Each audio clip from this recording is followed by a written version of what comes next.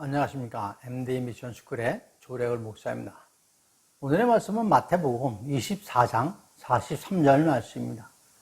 너희도 아는 바니 만일 집주인이 도둑이 오는 시각에 올 줄 알았더라면 깨어 있어 그 집을 뚫지 못하게 하였으리라. 이 말씀을 도적이라는 제목으로 함께 나누도록 하겠습니다.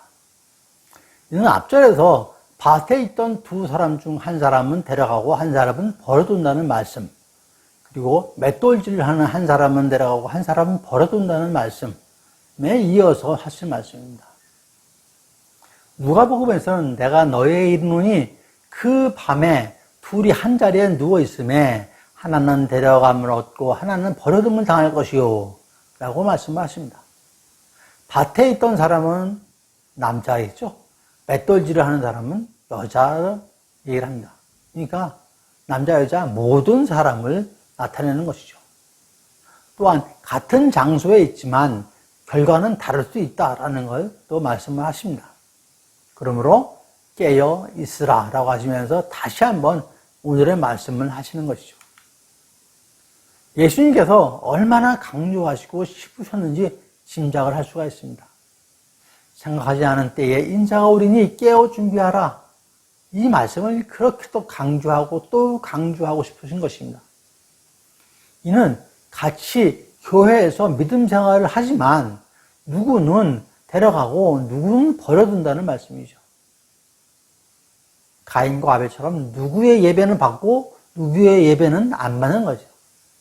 물론 우리는 믿음의 은혜로 구원을 받았습니다.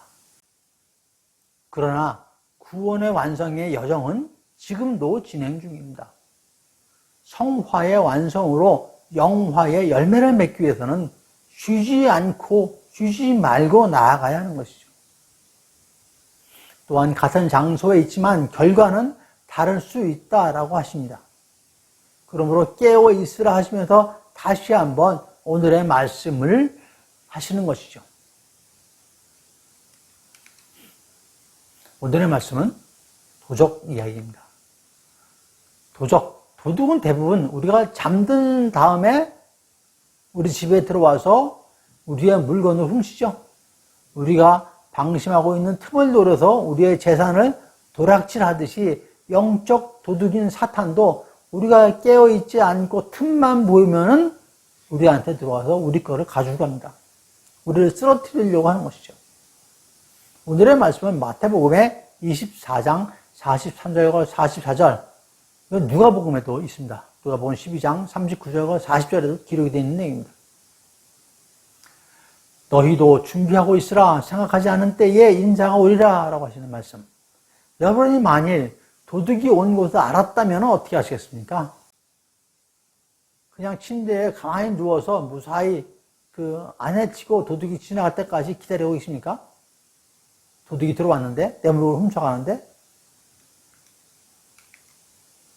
아니면 사방을 둘러보고 도둑을 잡을 야구뭉땡이 갖고 중무장하고 경찰을 부르고 핸드폰을 찾고 그러실 것입니까?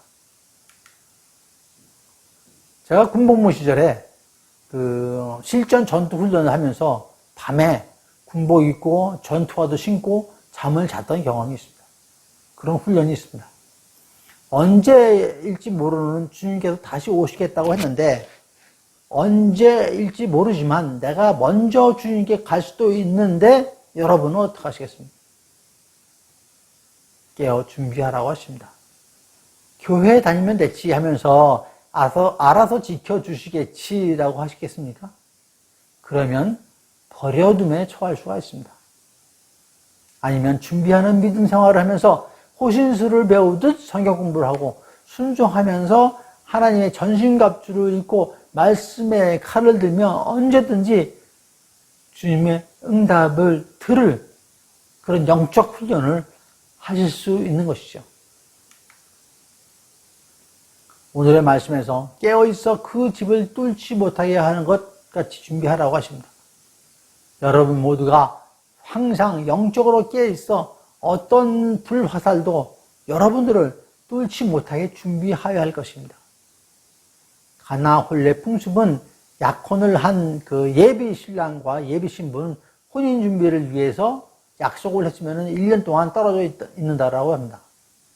떨어져서 준비하는 것이죠. 이 기간이 청혼 기간이라고 합니다.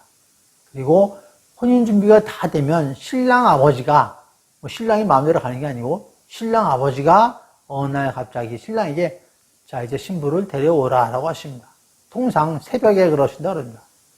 때는 오직 신랑 아버지만이 알고 있는 것이죠. 그래서 신랑이 언제 올지 몰라서 신부와 들러리는 밤에 잘 때도 드레스를 입은 채로 잠자리에 든다 합니다. 우리의 신랑이신 예수님께서 오셔서 가자고 하면은 바로 예수님을 따라갈 수 있도록 해야 할 것입니다. 여러분, 항상 깨어 있어야 합니다.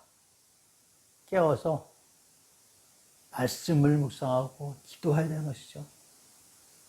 성화의 단계를 가야 되는 것입니다. 깨어서 게임하고 오락하고 이러는 것이 아니라 깨어서 말씀으로 기도로 마음을 정결케 하면서 신부를 기다리듯이 신랑을 기다리듯이 정결한 마음으로 기다리는 것입니다. 깨어 소망을 갖고 기다리는 것입니다. 그러시는 저와 여러분 모두가 되시기를 간절히 축원드립니다. 예, 감사합니다. MD 미션 스쿨의 조래을 목사였습니다.